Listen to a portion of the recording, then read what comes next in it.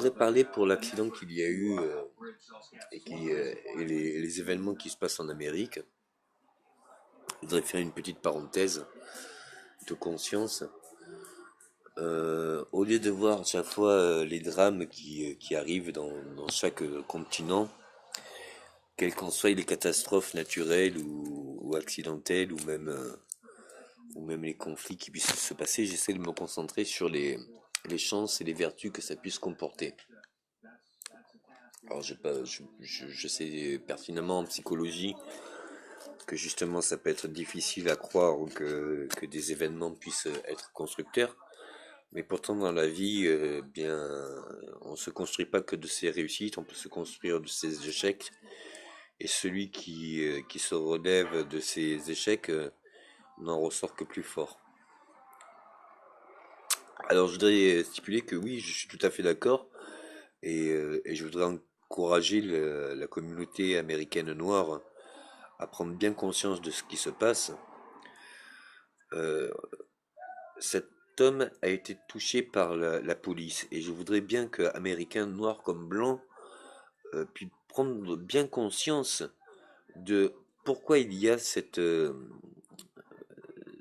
réactions.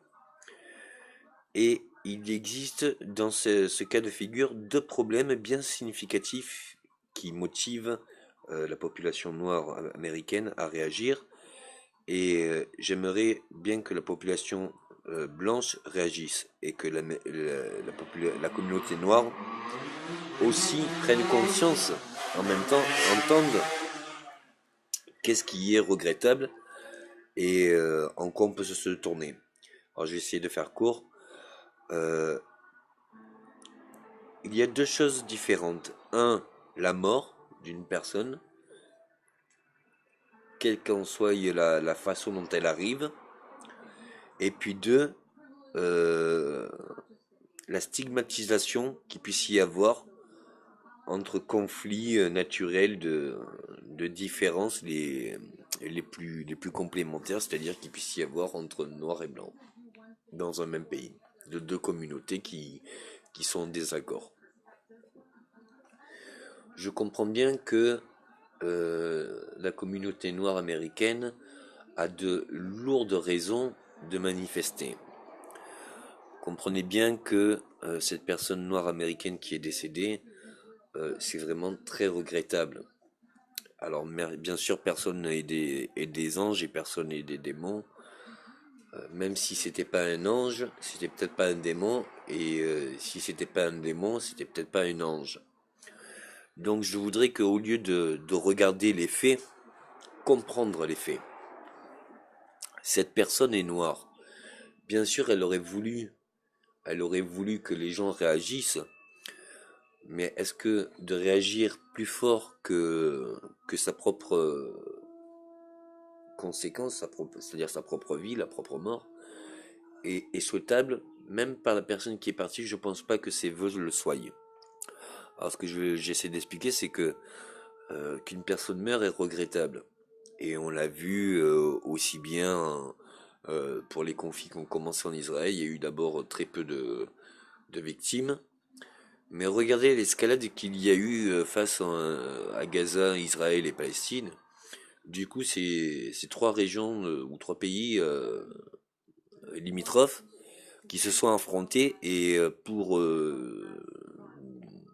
des personnes qui mouraient un accident qui s'était passé regrettable, on néglige pas les torts ou les faits. Hein. C'est pas ce que j'essaye de faire. Ce que j'essaie de dire, c'est que par exemple, pour les deux ou trois premiers morts qu'il y a eu dans le conflit israélien et palestinien et Gaza, au départ, entre la raison de commencer le conflit est toujours moindre en dégâts que les conséquences du conflit. Et si on prenait un peu plus conscience des conséquences de nos actes euh, et le résultat de nos conséquences, et bien du coup peut-être qu'on se mettrait moins dans les actions et un peu plus dans la réflexion. Dans le sens que que ça soit de Gaza, que ça soit d'Israël ou que ça soit de Palestine, je pense vraiment certainement que il a été pas souhaitable que ça commence, mais qu'il a été vraiment regrettable que ça se passe. C'est-à-dire qu'il y ait des conflits, qu'il y ait des conséquences et en vue du résultat que bien le nombre soit encore plus touché.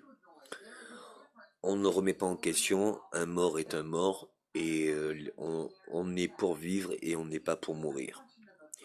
Et c'est dans ça que j'essaye de me confronter, c'est que tout le monde puisse vivre et non survivre, connaisse ce que c'est que la jouissance d'une vie, de manger à sa faim, d'être nourri, d'être logé, d'être blanchi, et de pouvoir travailler avec toute dignité et avec toute fraternité et dans un pays et dans ce monde, sans connaître l'oppression ou tout style d'oppression.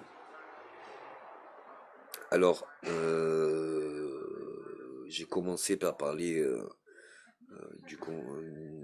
des événements qui se passent en Amérique pour bien faire comprendre à la minorité par rapport à la grandeur du conflit et par rapport à justement ce qui vient de se passer ces derniers mois, c'est-à-dire le commencement des conflits en Israël et comment ça a débordé. S'il vous plaît, il y a pas meilleure arme que la raison et il n'y a pas meilleure arme que la sagesse.